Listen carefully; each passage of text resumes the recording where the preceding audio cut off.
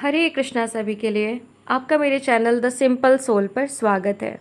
अगर आप मेरे चैनल पर नए हैं तो पहले मुझे सब्सक्राइब कीजिए और मेरी वीडियो को लाइक कीजिए और उसे सुनने के बाद आपको शेयर भी करना होगा, क्योंकि भगवान की नित्य नई लीलाएं सुनने के बाद आपको भी होना चाहिए कि ये लीला किसी और तक भी पहुँचे, किसी और भक्त के हृदय में भी भगवान विराजें, क्योंकि भगवान अपने गुण रूप महिमा के द्वारा ही भक्त के हृदय में निवास करते हैं।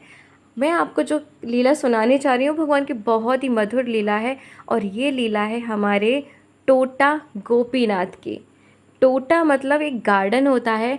ये गोपीनाथ एक गार्डन में मिले थे, इसीलिए प्रभु जी का नाम है टोटा गोपीनाथ। आइए इस कथा को सुनते हैं। श्री चैतन्य महाप्रभु ने संन्यास लेने के बाद बंगाल से जगन्नाथपुरी में स्थानांतरित हो गए। श्री गदाधर पंडित भी भगवान के साथ पुरी गए और वहाँ जाकर वो भी गोपीनाथ जी की सेवा में लग गए। श्री टोटा गोपीनाथ भगवान कृष्ण के एक अत्यंत सुंदर विग्रह है। टोटा गोपीनाथ सबसे अनोखी भी हैं, क्योंकि वे कृष्ण के एकमात्र ऐसे विग्रह हैं जो बैठने की मुद्रा में हैं। टोटा गोपीनाथ जी के इस मनमोहक विग्रह की खोज श्री चैतन्य महाप्रभु ने की थी। जब एक दिन उन्होंने भगवान कृष्ण से तीव्र वियोग का अनुभव करते हुए जमीन खोदना शुरू किया था। मेरे प्राणनाथ कहाँ हैं? चिल्लाते हुए भगवान गौरांग ने दिव्य प्रेमानंद में जमीन खोदना शुरू किया और इस प्रक्रिया में उन्हें ये मनमोहक विग्रह मिला। श्री गदाधर ने तब से खुद को इस विग्रह की सेवा में समर्पित कर दिया था।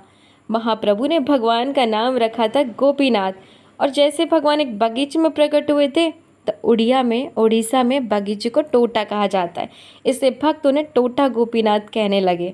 श्री वृंदावन दास ठाकुर ने चैतन्य भागवत में उल्लेख किया है कि टोटा गोपीनाथ के इस मंत्र मुग्ध करने वाले विग्रह के दर्शन पर सबसे अधिक आसुरी नास्तिक का भी हृदय नरम हो जाता है।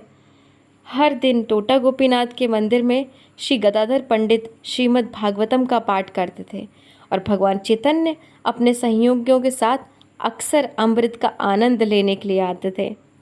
गदाधर भवने मोहना गोपीनाथ अचने ये है न नंद कुमार साक्षात अपने चैतन्य तारे करिया चने खोले अति पसंदियों से विग्रह देखे भूले देखे श्री मुरली मुखे अंग भंगमा। नित्यानंद आनंद असुर नाही सीमा में गदाधर पंडित के घर में सबसे आकर्षक गोपीनाथ जी की पूजा की जाती थी। वह कोई और नहीं बल्कि नंद महाराज का बेटा है। चैतन्य महाप्रभु ने स्वयं गोपीनाथ के इस विग्रह को अपनी गोद में रखकर नृत्य किया था। गोपीनाथ जी के दर्शन पाकर सबसे राक्षसी नास्तिक का हृदय भी नरम हो जाएगा। गोपीनाथ जी की मुद्रा और उनकी बांसुरी पकड़ने के तरीके को देखकर भगवान नित्यानंद ने लगातार आंसू बहाए थे। श्री चैतन्य भागवत अंत्य अध्याय 7।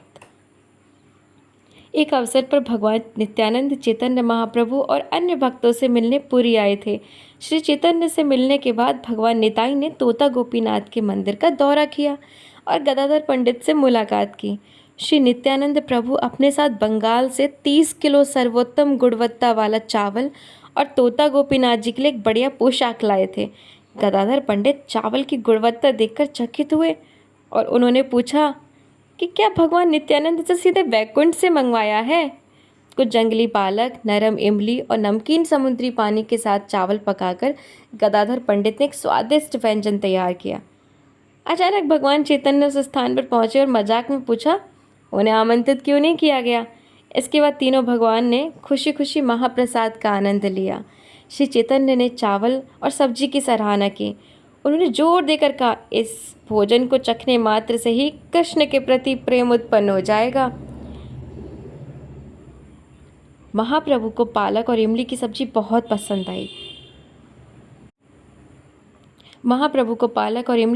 बहुत पसंद आई। उन्होंने कहा कि उन्होंने पहले कभी ऐसा कुछ नहीं चखा था। इन्होंने गदाधर की प्रशंसा की और कहा, श्री गदाधर ही वह व्यक्ति होंगे जो बैकुंठ में कृष्ण के लिए खाना बनाते हैं। तीनों मजाक में पूछा कि गदाधर उनसे अपनी दिव्य पहचान क्यों छुपा रहे हैं। इस तरह तीनों भगवानों ने आपस में मजाक किया और एक दूसरे की संगति का आनंद लिया। अब मैं आपको बता दूं, जो नए हैं, चैतन्य महाप्रभु साक्षात श्री राधा कृष्ण के अवतार हैं, नित्यानंद प्रभु जी श्री शेष के अवतार हैं और गदाधर पंडित स्वयं श्री राधा रानी के अंश हैं। तो वो लीला कर रहे हैं, इसलिए आपस में एक दूसरे के साथ इस तरह की वार्तालाप कर रहे हैं। अब हम बात करते हैं श्री गोपीनाथ जी बैठी हुई मुद्रा में क्यों दिखते हैं। गोपीनाथ जी जब गार्डन से हमारे चैतन्य महाप्रभु जी निकाले थे तो वो उसी अवस्था में थे जैसी अवस्था में भगवान का श्री विग्रह होता है, खड़े हुए। दरअसल वे उस समय की बात है जब गदाधर पंडित भगवान चैतन्य से इतनी गहरी जुदाई से पीड़ित थे कि वे अब इतने शारीरिक शक्ति नहीं जुटा पा रहे थे कि उठकर गोपीनाथ जी की सेवा ठीक से कर सकें। वे अपनी भुजाएं नहीं उठा पा रहे थे, टोटा गोपीनाथ को वस्त्र नहीं पहना रहे थे या उन्हें उचित तरीके से माला नहीं चढ़ा पा रहे थे। तो इतने व्याकुल हो गए गदाधर पंडित, उन्होंने सोचा कि प्रभु मैं आपके लिए एक नया पुजारी लेके आता हूँ, मैं आपकी सेवा अच्छे से नहीं कर पा रहा। तो एक रात गोपीनाथ जी गदाधर पंडित के सपने में आए और उन्हें आश्वासन दिया कि वे छोटे हो जाएंगे ताकि गदाधर पंडित को उनकी सेवा करने में कोई कठिनाई नहीं हो, लेकिन सेवा तो गदाधर पंडित आपको ही करनी पड़ेगी। अगली सुबह जब गदाधर गोपीनाथ की सेवा करने के लिए विग्रह कक्ष में गए तो उन्होंने ये अदृश्य दृश्य देखा। परम दयालु भगवान उनके हाथों से सेवा स्वीकार करने के लिए बैठ गए थे। तब से गोपीनाथ जी बैठने की मुद्रा में प्रकट होते दिखाई देते हैं। वो लोग गोपीनाथ भगवान की जय, टोटा गोपीनाथ भगवान की जय। अगर आपको मेरा ये वीडियो पसंद आया है तो प्लीज़ ज़्यादा से ज़्यादा शेयर कीजिए, लाइक कीजिए और मेरे चैनल को बिना सब्सक्राइब किए मत जाइए। हरे कृष्णा, हरि बोल।